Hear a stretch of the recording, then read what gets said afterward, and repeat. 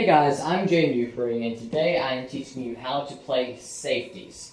What a safety is putting the object ball, in this case the 1 ball, say we're in a 9 ball scenario here, putting the object ball and the cue ball either a far distance apart, or even in a position where you can't even see the one, where you have to kick at it.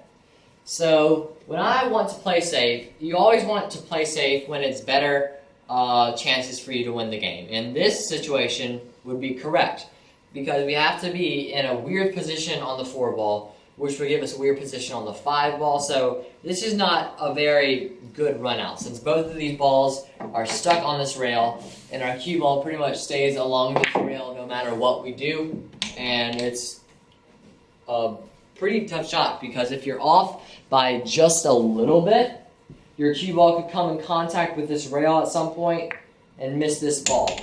So it's also, the ball could come in contact with the rail at some point if you don't strike it perfectly, and it could go off. So this is probably one of the worst places to be. So when we are playing safe, we always want to see where our barriers are. So right here is a perfect barrier for a safety. Right here is absolutely perfect. All we would have to do is just spin the 1 ball on its left side. After you find your barrier, figure out a way to get your cue ball behind that barrier and hide your object ball. So this would be a great safety to thin the 1 ball on its left side, which will send the cue ball 2 rails over here and behind this barrier. This is a good option because this 1 ball will be thinned off of this rail, and it'll be close to this rail. It'll stay close to this rail, so even if we end up really short, it'll be a tough shot. If we hit it too hard and plow through these, it'll still be a tough shot. So anywhere the cue ball on this side of the table would be a tough shot. We're just trying to get it behind this barrier to try to get them to kick at it, but if we miss that barrier, it's perfectly fine. So we're just going to thin the 1 with a little bit of top left spin. And now, we've left our opponent a tough shot. They have to bank the 1 ball now, which is a pretty low percentage, unless they're a good banker. So, set that barrier back up again. There we go. So we could have hit it a little thicker. No, a little thicker. So we can hit it thicker with more left.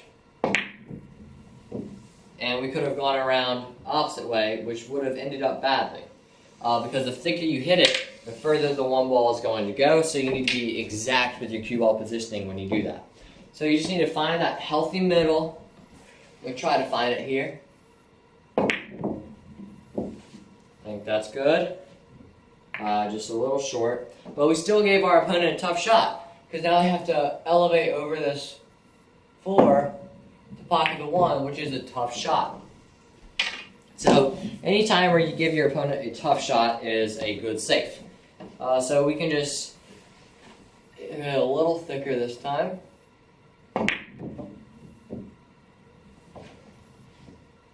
Again, left them a tough shot. We're on the rail. Now it's a heavy cut or a bank.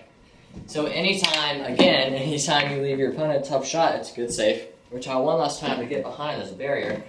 We're just barely missing it. That's it. Behind the barrier. And now our opponent is in a pretty bad situation.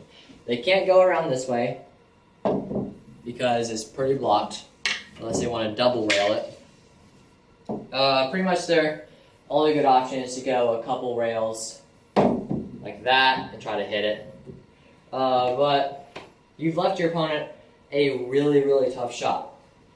Now, the biggest part of safeties is having the biggest margin of error. Meaning you can end up pretty much anywhere on this side of the table and leave your opponent a tough shot.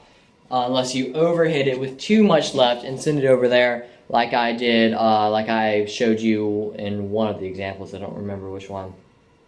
But easy, simple safe shots that will come up in games. Other important safe shots where there's just a little less, there's less blockage. I'd say those are gone. So this is probably one of the most common ones here. You're straight on the 1 ball. and you're left with either a really difficult cut and your cue ball flying around the table like that. And look, now we don't get good on the floor. So this is a perfect example of why you would play safe. Always play safe when it betters your chances of winning. If you need to pot, if you feel like going for the outrageous pot and then you don't get good position on your next ball, that pot was worthless. You just left your opponent one less ball to make. So always think of it like that. Will a safety better my chances of winning this rack? So here we're just going to play. We can try various different angles there, various different cue ball angles. But it's going to be ultimately top right and spinning around to send the one ball up here and the cue ball behind these two blockers, which we succeeded. Right here, we cannot see the one. It's always good to leave the ball nowhere near a rail. Because if it's not near a rail, look how easy it is to miss. You don't have any insurance at all. You have to hit this ball. But if it comes close to a rail, this is a much bigger ball than you think. Because the opponent can hit it straight on. The opponent could hit the rail here. The opponent could hit the rail here. The opponent could hit the rail from behind. So always try to leave it somewhere not near a rail if you can. So great rule there. So a little bit of top right, just spinning it around right behind that 5. Now it's not near a rail, so now our opponent has to kick at it. And if they don't hit the ball exactly, you get ball in hand. And now this becomes a fairly simple run out. Just 1, 4, 5.